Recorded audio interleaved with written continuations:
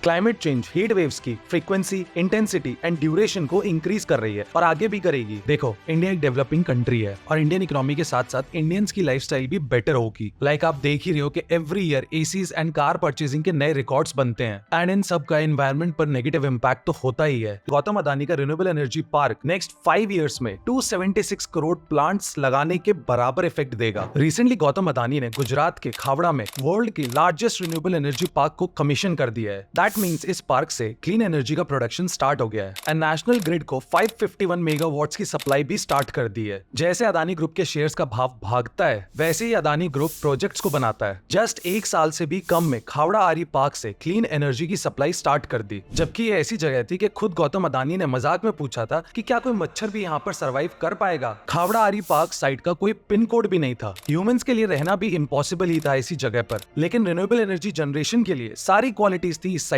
में और इसलिए अदानी ग्रुप ने मल्टीपल टेस्ट करने के बाद इस साइट को चूज किया and then basic infrastructure like roads and connectivity build की। बेसिकली इन्होंने रन ऑफ कच्छ की बंजर जमीन को रहने लायक बनाया। विजनरी लीडर्स के लिए रियली में कोई भी प्रॉब्लम बड़ी नहीं होती। लेकिन तुम सोच रहे होगे कि इसमें तुम्हारा क्या फायदा, राइट? अभी रुको, 15 मिनट में तो अदानी का शेयर भी डबल नहीं होता। तुम्हें बस थोड़ा टाइम इन्वेस्ट करना है इस वीडियो में एंड फिर तुम्हें समझ में आ जाएगा कि तुम इससे फायदा कैसे उठा सकते हो एंड एक्चुअली ये पार्क क्यों हमारे देश के लोगों के सर्वाइवल के लिए बहुत इंपॉर्टेंट रिक्वायरमेंट है। सो खावड़ा आरी पार्क का गोल 81 billion of clean electricity units बनाने का है, जिससे 1 करोड़ 61 लाख घरों की बिजली रिक्वायरमेंट पूरी हो जाएगी और 15,200 ग्रीन जॉब्स भी क्रिएट होंगी। बट ये तो जस्ट बिजनेस है, राइट? नहीं, इसका इनडायरेक्ट फायदा पूरे देश और दुनिया को होगा बिकॉज ये park 58 million ton of CO2 emission को अवॉइड करने में हेल्प करेगा। सिंपल समझो कि इफ रोड से 1 करोड़ 26 लाख कार्स को हटा दिया जाए तो इतना पॉल्यूशन कम हो जाएगा, या फिर एक साथ 276 करोड़ पेड़ लगाने से जो एनवायरमेंट के लिए मैजिक होगा। अब आपको इसका वो इम्पैक्ट पता चल रहा होगा जिसकी हमें सख्त जरूरत है। बट ये करने में सिर्फ गौतम अदानी अकेले बिजनेसमैन नहीं है। एक्चुअली अंबानी, टाटा, बिरला, जिंदल, मित्तल सब रिन्यूएबल एनर्जी पर हेवीली इन्वेस्ट कर रहे हैं। इनफैक्ट हमारे पीएम मोदी जी ने 2030 तक 5 लाख मेगावाट रिन्यूएबल एनर्जी बनाने का टारगेट सेट किया है। तो गेस कर सकते हो ये सब क्यों हो रहा है? बिकॉज ये सारे स्टेप्स एक मेजर प्रॉब्लम से बचने के लिए हैं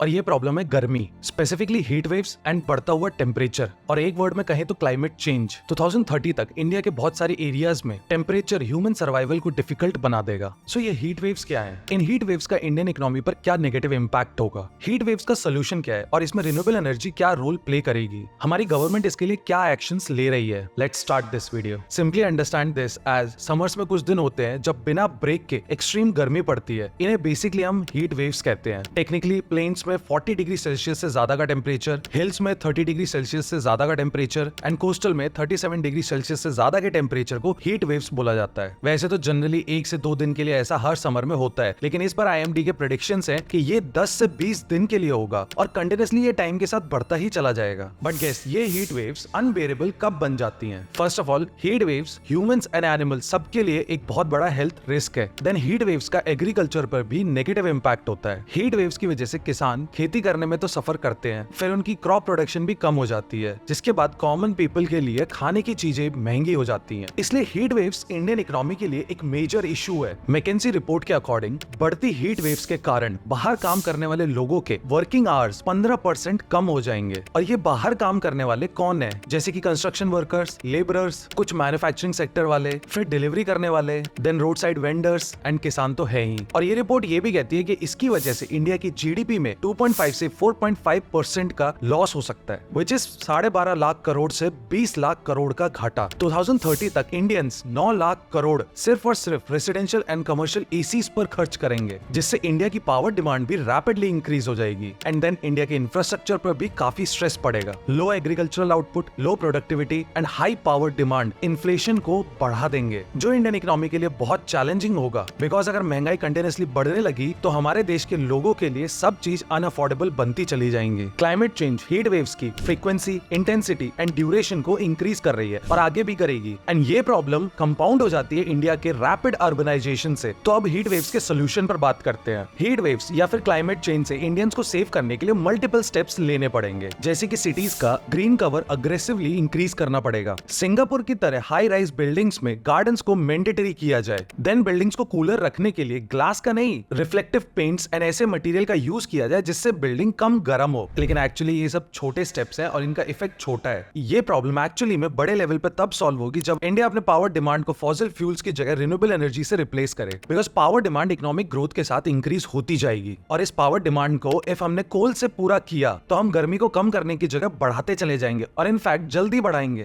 फॉर एग्जाम्पल, मैंने वीडियो के स्टार्टिंग में बोला था कि गौतम अदानी का renewable energy park next 5 years में 276 करोड़ प्लांट्स लगाने के बराबर इफेक्ट देगा और इसी रिन्यूएबल एनर्जी के एफर्ट्स को रैपिडली इंक्रीज किया जाए। सो लेट्स सी कि गवर्नमेंट इस डायरेक्शन में क्या कर रही है। COP26 में पीएम मोदी ने इंडिया को 2070 तक कार्बन न्यूट्रल बनाने की कमिटमेंट अनाउंस की थी, लेकिन इस माइलस्टोन को अचीव करने के लिए इंडिया को अपनी रिन्यूएबल एनर्जी कैपेसिटी को रैपिडली स्केल अप करना पड़ेगा, इनफैक्ट बहुत रैपिडली, बिकॉज 2030 तक तो हमारे देश की पावर डिमांड पूरे यूरोपियन यूनियन की पावर डिमांड को क्रॉस कर देगी। And I guess that's why government ने 2030 तक 500 गीगावाट्स ऑफ रिन्यूएबल एनर्जी का टारगेट सेट किया है। ये एक्चुअली में बहुत बड़ा नंबर है, बिकॉज ये 425 million tons of CO2 emission को खत्म कर सकता है। दैट मींस हमने इंडिया के रोड से 9 करोड़ 25 लाख कार्स को एक झटके में गायब कर दिया। 2014 में टोटल इंस्टॉल्ड कैपेसिटी का only 29%, that is 72 gigawatts renewable energy से पूरा होता था। एंड 31 मार्च 2023 तक टोटल इंस्टॉल्ड कैपेसिटी का 41%, that is 172 gigawatts renewable energy से पूरा होता है। मतलब लास्ट 9 सालों में इंडिया की रिन्यूएबल एनर्जी कैपेसिटी 2.5 गुना हो गई है। अच्छा, सोलर एनर्जी की बात करें तो नंबर्स बहुत ही ज्यादा शॉकिंग है। लास्ट 9 साल में सोलर कैपेसिटी 30 गुना बढ़ी है, 2.6 गीगावाट से 74.4 गीगावाट्स हो गई है 2023 में। सिमिलरली विंड एनर्जी में भी इंडिया ने अपनी कैपेसिटी को डबल किया है एंड वर्ल्ड का 4th largest wind energy producer बन गया है। हाइड्रोजन को फ्यूल ऑफ द फ्यूचर कहते हैं एंड इसके लिए इंडिया ने national green hydrogen mission launch किया है, जिसके अंदर ग्रीन हाइड्रोजन पर रिसर्च, प्रोडक्शन एंड एक कंप्लीट इकोसिस्टम बनाने का प्रपोजल रखा गया है और इसके लिए 19,744 करोड़ का फंड भी एलोकेट किया है। अच्छा, ये रिन्यूएबल एनर्जी में इन्वेस्ट करना एनवायरमेंट को सेव करने के लिए क्रिटिकल तो है ही, लेकिन ये साथ में जॉब्स भी क्रिएट कर रहा है। जैसे कि अभी तक 10 lakh direct and indirect employment create हुआ है एंड 2030 तक डायरेक्ट एंड इनडायरेक्ट मिला के 35 लाख जॉब्स क्रिएट होंगी। और लास्ट कुछ ईयर्स में इंडिया का फॉरेस्ट एंड ट्री कवर भी 1% इंक्रीज हुआ है। अब देखो, गवर्नमेंट एंड बिजनेसेस तो अपनी साइड से रिन्यूएबल एनर्जी को इंक्रीज करने का काम कर ही रहे हैं, बट मुझे जो सबसे इंटरेस्टिंग पॉइंट लगा वो ये है कि कुछ कैलकुलेशंस के अकॉर्डिंग इंडिया का अराउंड 640 गीगावाट्स का रूफटॉप सोलर पोटेंशियल है और गवर्नमेंट ने अभी रिसेंटली में इस पोटेंशियल को रियलाइज करने के लिए एक स्कीम भी लॉन्च की है। उसके लिए 75,000 करोड़ भी एलोकेट किए गए हैं। अब इसमें इंटरेस्टिंग पॉइंट ये है कि एक तो इंडियंस का पार्टिसिपेशन होगा एनवायरमेंट को सेव करने में। आई मीन, हम इंडियंस बहुत सारे स्टेप्स ले सकते हैं एनवायरमेंट को सेव करने के लिए, बट व्हाट इफ हम इंडियंस डायरेक्टली रिन्यूएबल एनर्जी ही प्रोड्यूस करने लगे? That's what's going to happen in PM Surya Ghar Muft बिजली योजना। इसके अंदर गवर्नमेंट सोलर पैनल्स लगाने के लिए 60% सब्सिडी देगी एंड रिमेनिंग 40% के लिए गवर्नमेंट इंडिया का चीपेस्ट लोन ऑफर करेगी। फिर 300 यूनिट्स ऑफ इलेक्ट्रिसिटी भी फ्री में मिलेगी, बट जो एक्स्ट्रा इलेक्ट्रिसिटी प्रोड्यूस होगी उसे नेशनल ग्रिड को बेचने का ऑप्शन भी होगा लोगों के पास। वाह, एक तो रिन्यूएबल एनर्जी प्रोड्यूस हो गई, 300 यूनिट बिजली मुफ्त मिल गई और साथ में बिजनेस भी खुल गया। एंड आई बिलीव बिजनेसेस को रिन्यूएबल एनर्जी के इंसेंटिव्स देने के साथ साथ गवर्नमेंट को इस पॉलिसी को सबसे ज्यादा एग्रेसिवली पुश करना चाहिए, बिकॉज इसमें एनवायरमेंट के साथ साथ लोगों का भी बहुत फायदा है। And at the end I just want to say that देखो, इंडिया एक डेवलपिंग कंट्री है और इंडियन इकोनॉमी के साथ साथ इंडियंस की लाइफस्टाइल भी बेटर होगी। लाइक आप देख ही रहे हो कि every year ACs and car purchasing के नए रिकॉर्ड्स बनते हैं एंड इन सब का एनवायरमेंट पर नेगेटिव इंपैक्ट तो होता ही है, लेकिन रिन्यूएबल एनर्जी की कैपेसिटी को रैपिडली इंक्रीज करने से इन नेगेटिव इंपैक्ट्स को काउंटर किया जा सकता है। और आपको क्या लगता है कि हम और ऐसे कौन से स्टेप्स ले सकते हैं जिससे इस बढ़ती गर्मी में हमारे सर्वाइवल को कम डिफिकल्ट बनाया जा सके?